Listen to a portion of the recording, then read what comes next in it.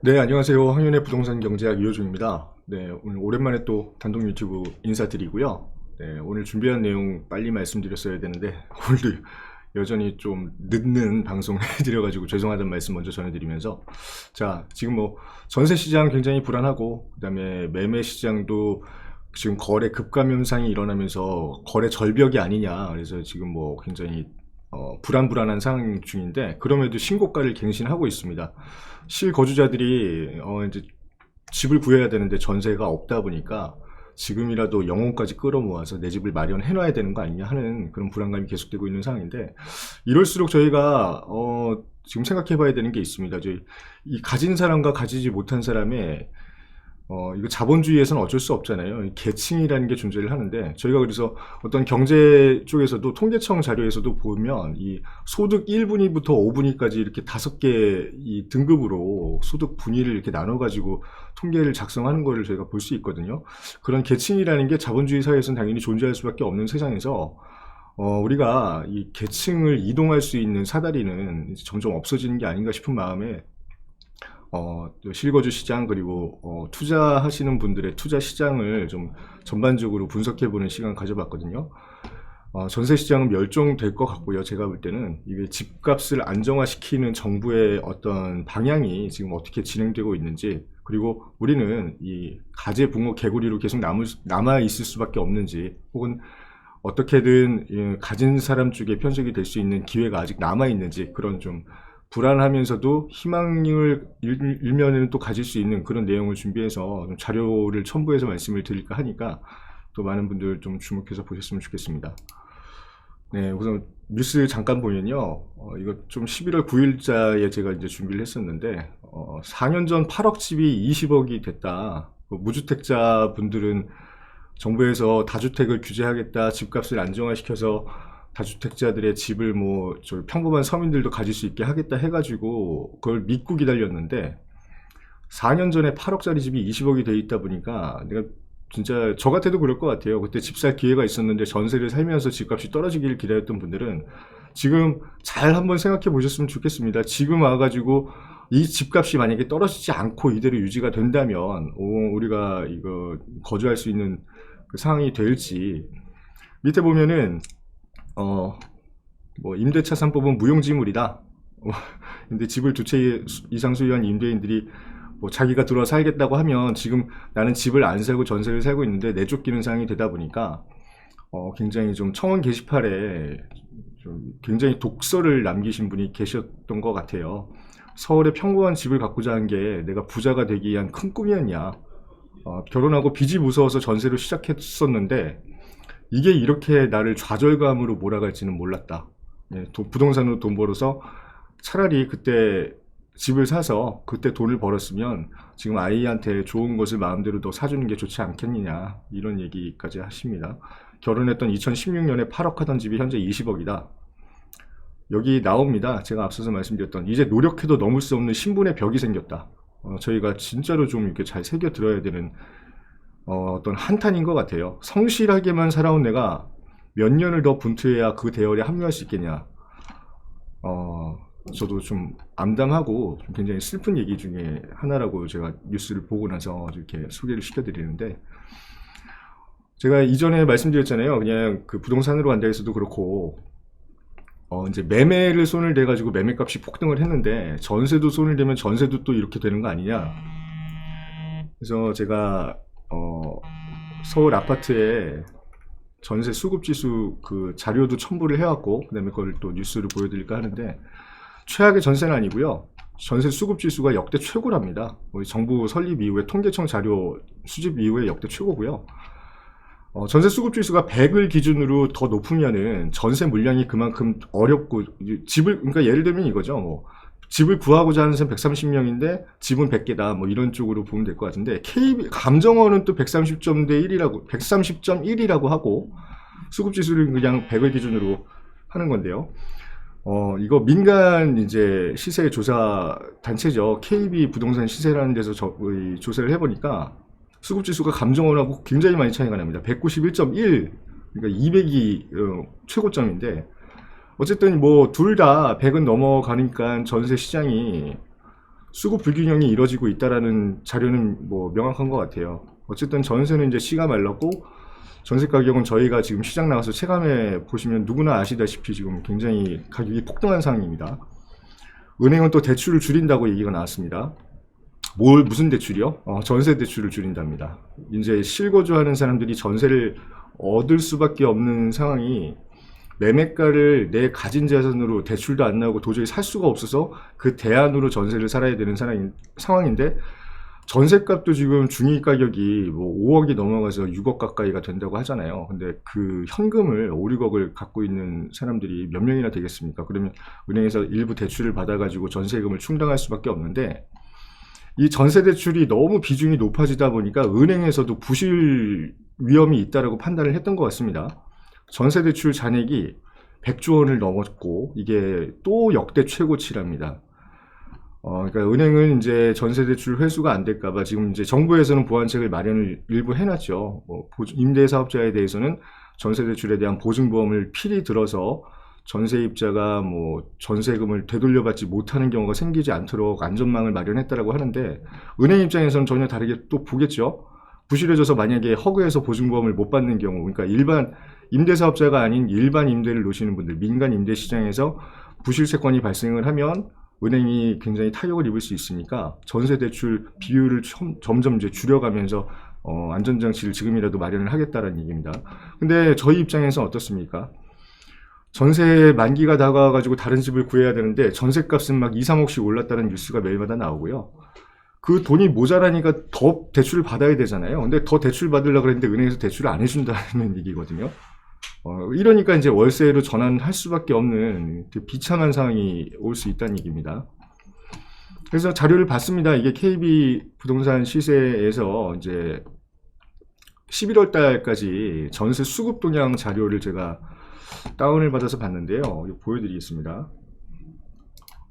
지금 전세 수급 동향이 이게 이제 임대차법 발의 시점부터 볼게요. 임대차법이 7월 31일 날 통과가 돼서 지금 뭐 급격하게 더 지금 상황이 안 좋아지긴 했지만 그 이전부터 전세 시장은 불안했던 걸 확인하실 수가 있어요. 172.5부터 시작해서 7월 20일, 7월 27일까지는 170대를 유지를 하다가 임대차법 발의하고 그 다음에 180.8로 넘어가더니 불과 한 달 뭐 조금 지나가지고 192.4까지 올라가서 지금 11월 2일 기준으로 192.4인데 밑에 보시면 주가 나옵니다. 이제 전세 수급 지수는 100 플러스 공급 부족 비중 빼기 공급 충분 비중입니다. 그러니까 공급이 부족하면은 이 전세 수급 지수가 폭등을 하는 거고요.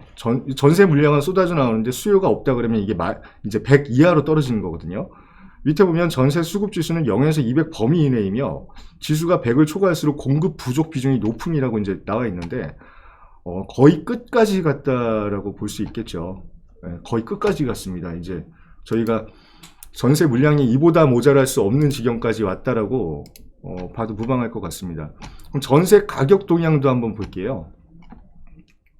전세 가격을 보면요, 이게 오히려 이게 전세 가격은, 그러니까 전세 수급 지수야 물량 대비해서 수요층이 많다라는 거는 저희가 앞서 자료로 봤는데 전세 가격 변동이잖아요. 이거는 전세 가격도 뭐 100을 기준으로 해서 100보다 비싸면은 이제 또 올라갔다는 얘기고 100보다 아래쪽이면 이제 보합세거나 약간 떨어졌다는 얘기인데 작년 12월부터 서울의 평균 전세가는 상승폭을 그리기 시작했고요.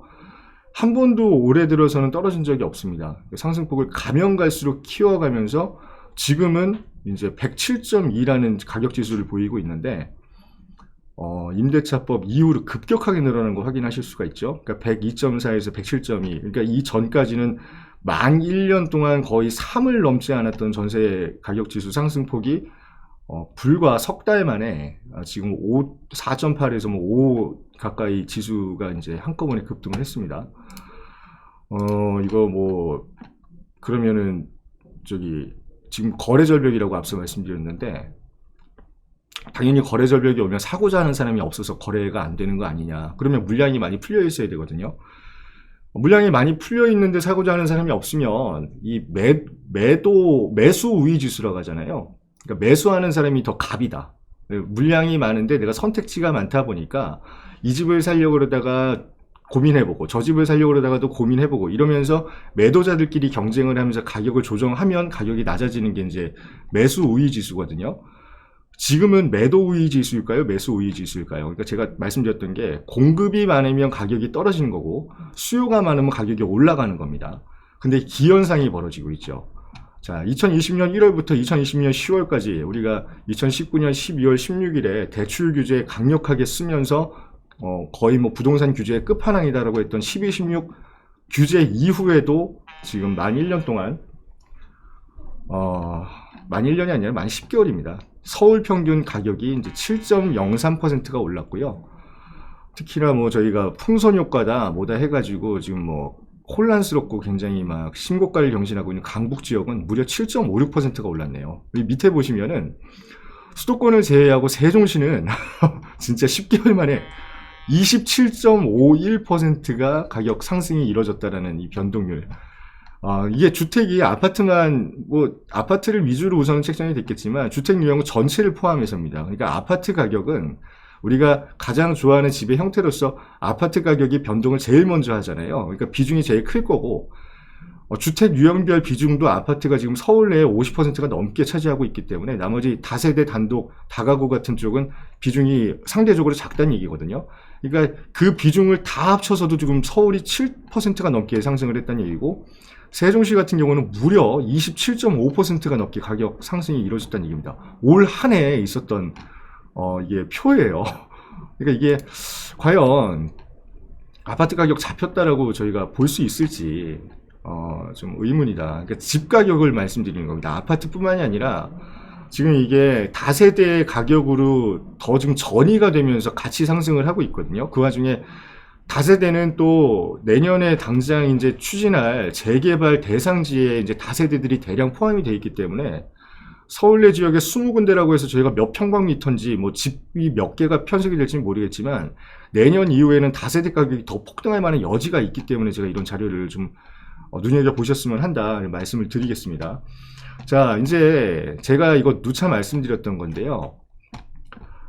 정부는 이 선의의 정책이라고 얘기를 합니다. 항상 선의의 정책이라고 얘기를 하면서 이 집 가격을 하향 조정화 시키겠다라는 얘기를 했고, 심지어는 일부 자기네들이 이제 성공했다라고 얘기를 한 적도 있었어요. 집값 안정화는 이번 정부에서는 꼭 하겠다라고 하면서 이거 뭐 말씀드리기 뭐하지만 자화자찬을 하면서 막 그랬던 적도 있었죠. 근데 이거 제가 이 일전 시간에도 몇 번 말씀을 드렸을 거예요.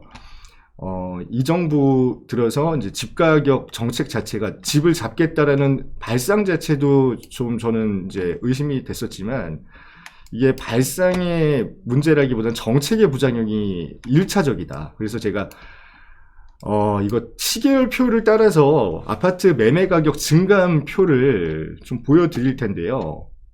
2017년 5월 2일인가? 5월 10일인가 이 대통령께서 바뀌면서 첫 번째 대책이 바로 한 달 있다가 이제 부동산 정책부터 시작을 해서 나왔는데, 그게 이제 6.19 대책입니다. 6.19 대책이 예전 이제 참여정부 시절에 한 3년 정도 됐을 때 썼던 그 정책하고 똑같습니다.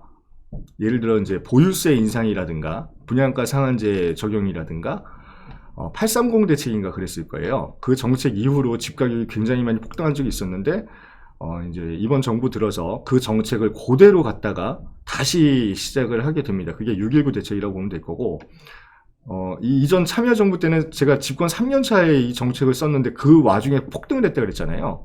근데 이번 정부에서는 그거를 집권 1년 차, 이제 정부가 이제 새로 시작을 한 지 한 달 만에 이제 대책을 썼기 때문에 더 좀 충격이 있었던 것 같은데, 자, 그럼 볼게요. 우선은 저희가 부동산 시장의 중심은 항상 서울이라고 말씀을 드렸고, 서울 주택 가격의 움직임이 결국에는 수도권 주택 가격을 자극을 하고, 수도권의 주택 가격의 움직임이 지방 광역시를 자극하고, 이렇게 풍선 효과라는 식으로 이제 제가 이제 분석을 하거든요. 자, 얼마나 변했는지 보면 이제 나올 것 같습니다.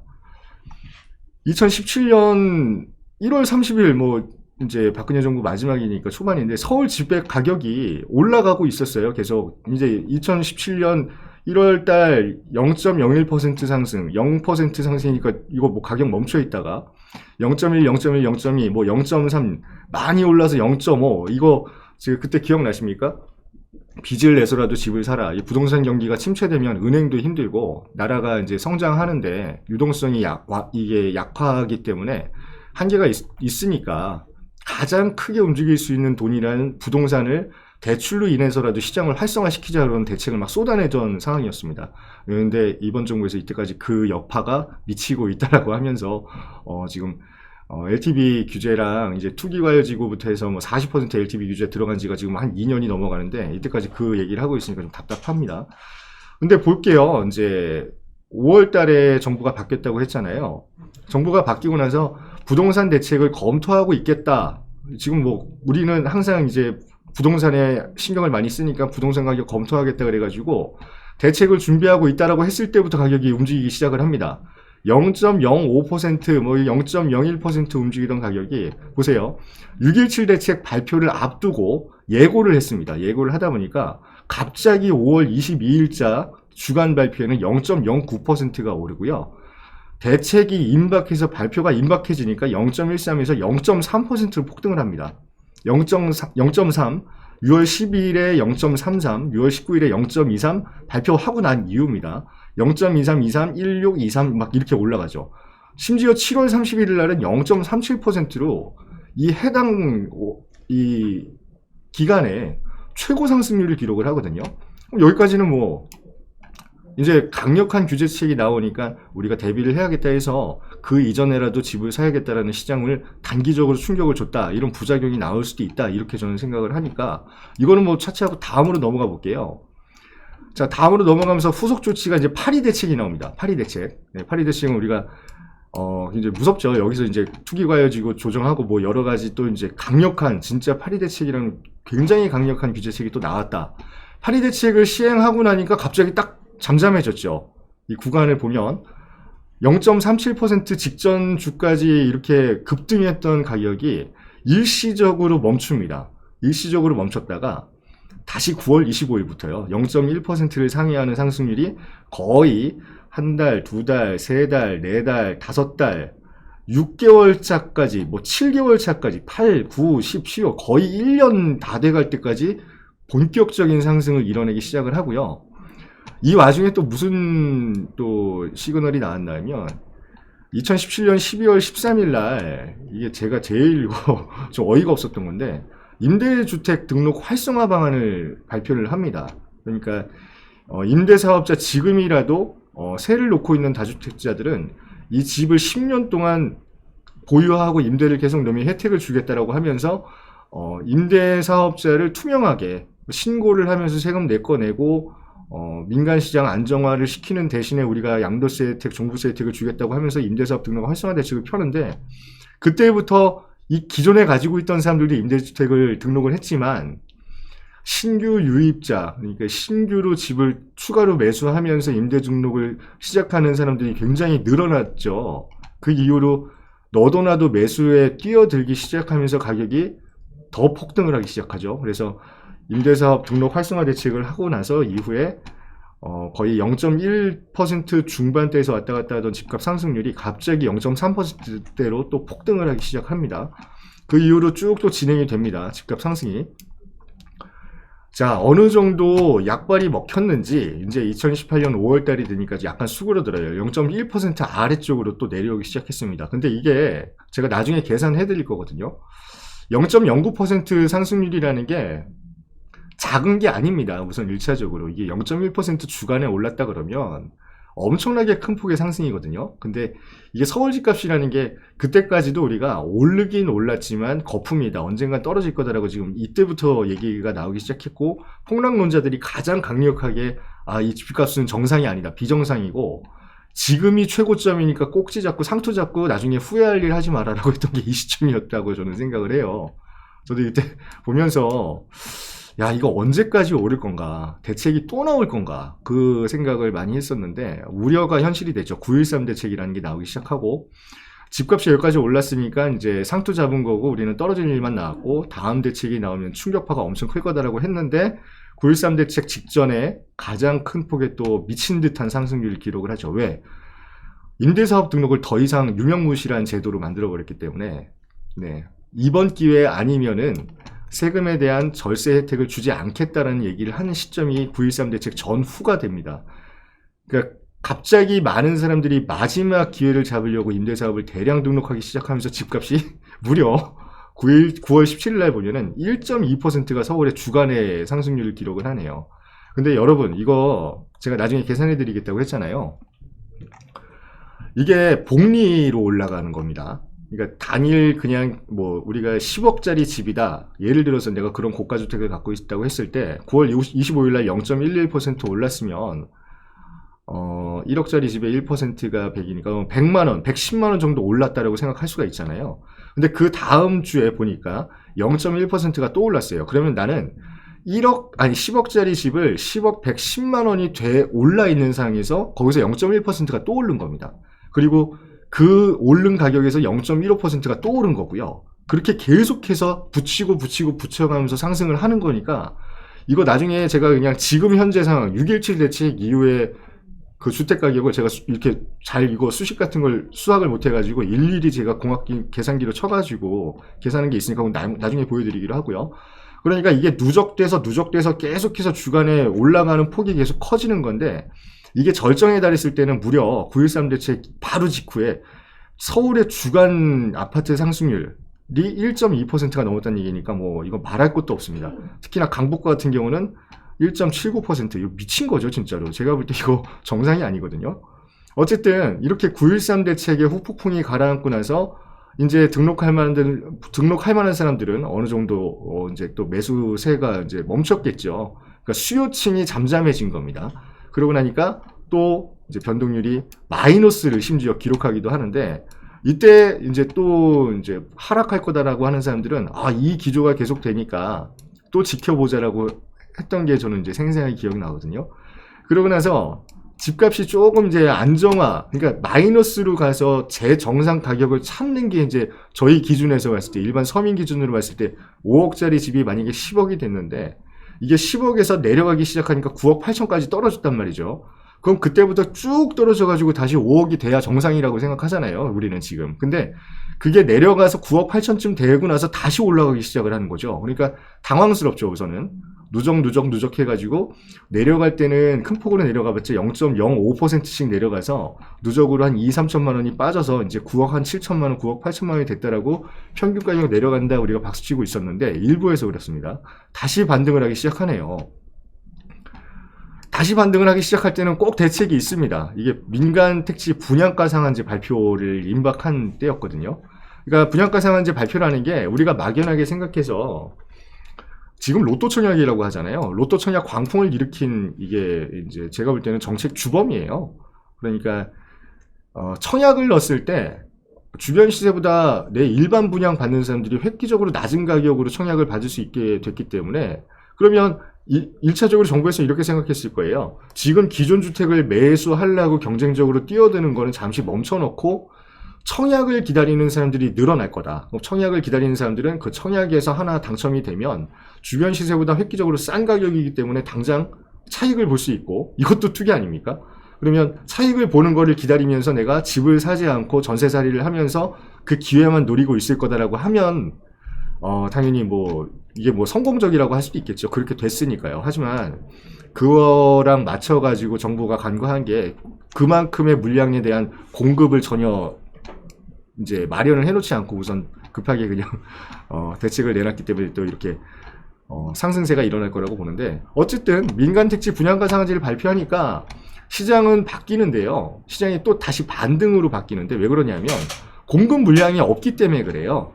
민간 택지 분양가 상한제를 하게 되면 일반적으로 조합이 그러니까 재개발 조합이라고 하잖아요. 재개발 조합이라든가 재건축 조합이 이 사업을 진행할 만한 그 메리트를 못 느끼게 되는 겁니다.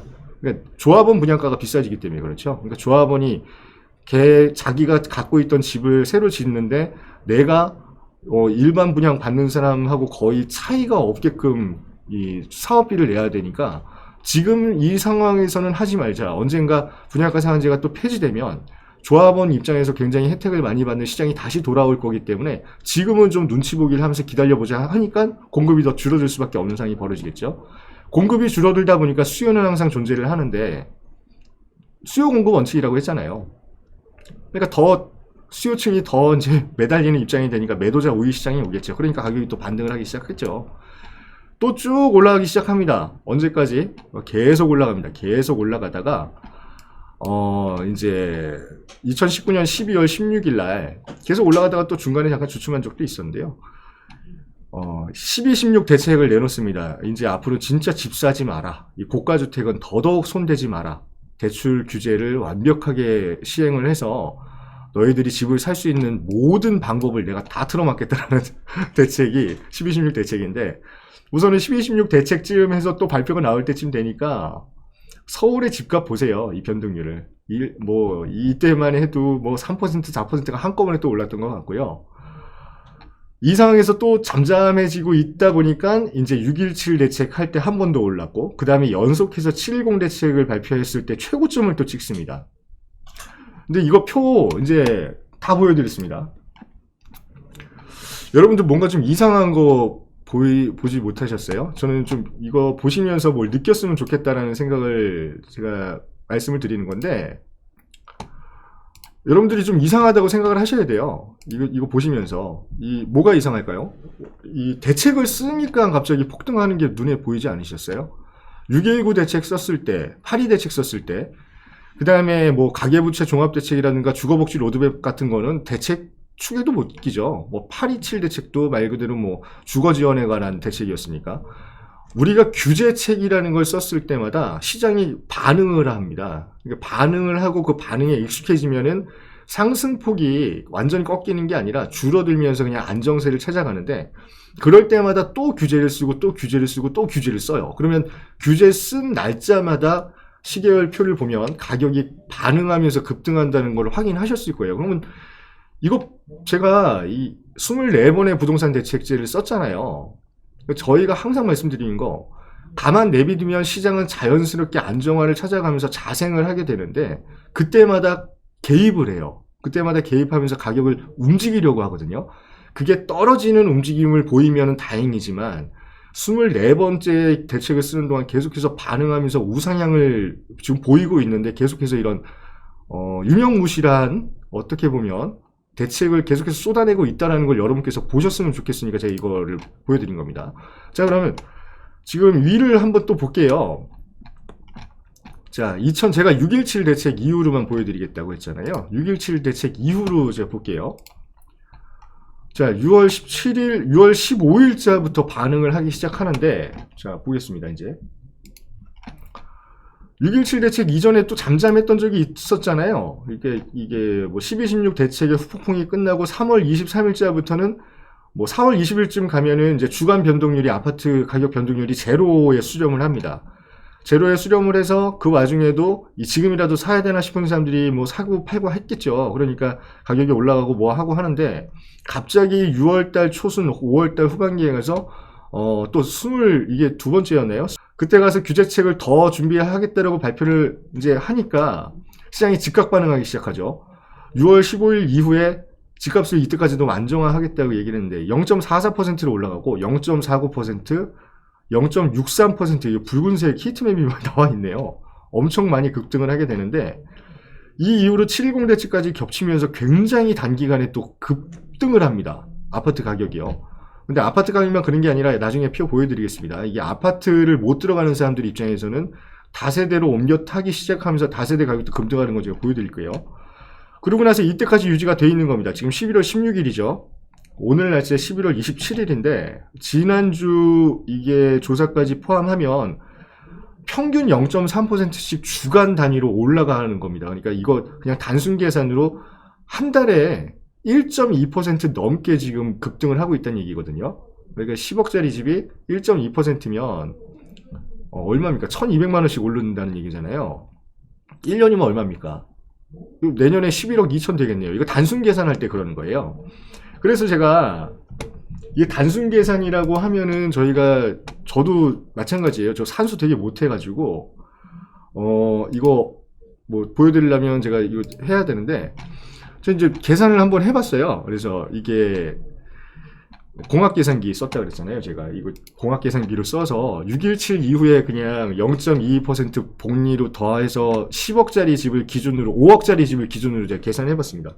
정확하게 6월 15일자부터 계산을 했고, 6월 15일자부터 이 11월 9일까지 제가 계산했을 거예요. 11월 9일까지 그냥 5억짜리 아파트였는데 6.17 대책 이후에 얼마만큼 올랐나, 평균가액이 5억짜리 아파트가 지금까지 얼마만큼 올랐는지 그 상승폭만 가지고 계산을 해서 우선 계산기를 두들겨 봤습니다. 노가다였어요. 진짜로 좀 힘들었는데 보십시오. 5달 만이네요. 6월 17일부터 11월 9일까지니까 5억짜리 집이 5억 4,290만 3,047원으로 올랐습니다. 그럼 10억짜리 집은요? 10억 8천 된 거예요. 6.17 대책 이후에 10억짜리 집을 갖고 있던 사람이 10억 8천 됐는데, 왜 10억이라고 제가 말씀을 드리냐면 서울 평균 아파트 가격이 10억입니다. 서울 평균 아파트 가격이 8천만 원 오른 거예요. 이게 이해가 가십니까? 저는 이해가 안 가거든요. 자, 그러면 이 가격을 누가 올렸겠습니까? 그럼 투기꾼이요? 아직까지 투기꾼이 올렸다고 생각하시는 분들 생각을 좀 바꾸셨으면 좋겠고요. 전세 시장이 불안해지니까 지금 당장 집을 찾으면 다 전세 들어있는 집밖에 없어요. 근데 실거주가 안 되잖아요. 그럼에도 불구하고 내 전세를 연장하면서 4년 뒤에라도 들어가 살겠다는 사람이 분명히 있을 겁니다. 그 사람은 4년 뒤에 진짜로 내가 들어가 살 집이 너무 비싸져가지고 없을까봐 지금 움직이는 게 첫 번째 이유일 거예요. 두 번째는 지금 당장 집을 내놔야 되는 사람들이 있습니다. 내가 전세를 사는데 아까 전에 맨 처음 그 뉴스를 보여드렸던 것처럼 집주인이 갑자기 들어와 산대요. 그래서 나가줘야 된대요. 그래서 제가 나갔는데 전세금을 뭐 2, 3억씩 더 올려서 받는 단지에 있다 보니까 지금이라도 약간 좀 지금보다는 하급지에 있지만 내가 어떻게든 영혼을 끌어모아서 대출 다 끌어모아 살 수 있는 집을 찾다 보니까 어딘가에 있었던 거죠. 그러면 그 집은 집주인이 살고 있던 집, 그 집은 어떻게 내놔서 빈집일 거예요. 그러니까 빈집만 지금 거래가 되고 있는 상황인 거예요. 투자자들은 이럴 때 관망합니다. 왜? 시장이 어떻게 될지 모르잖아요. 규제책은 계속 강력하게 뿌려대고 있고, 전세를 끼고 갭 투자를 했을 때는 4년 동안 내 집이 매매가 안 된다는 공포감이 있을 겁니다. 그러면 저 같아도 마찬가지예요. 4년 동안 매매가 안 되는 공포감 가지고 집을 4년 뒤에 시장가를 우리가 지금 감히 예측해서 세금 계산을 해가지고 매수하기에는 약간 불안한 면이 없지 않아 있으니까 지금 돌아가는 시장 상황을 당분간은 관망하는 추세로 돌아갔을 거예요. 그럼 지금 시장을 움직이는 거는 정말로 집이 귀하고 진짜 내가 절박한 사람들이 지금 집을 웃돈을 부리면서 사기 때문에 거래는 절벽이 맞습니다. 거래는 절벽이 맞는데 신고가가 갱신되는 수밖에 없는 거예요. 왜냐하면 나랑 똑같은 사람들이 10명, 100명이 한 집을 갖다 경쟁할 수밖에 없는 구조가 됐거든요. 지금 현재. 그러니까 참 이거 어떻게 해야 될지 제가 좀 답답합니다. 저도 이거 말씀을 드리면서. 자, 근데 이 와중에 또 이제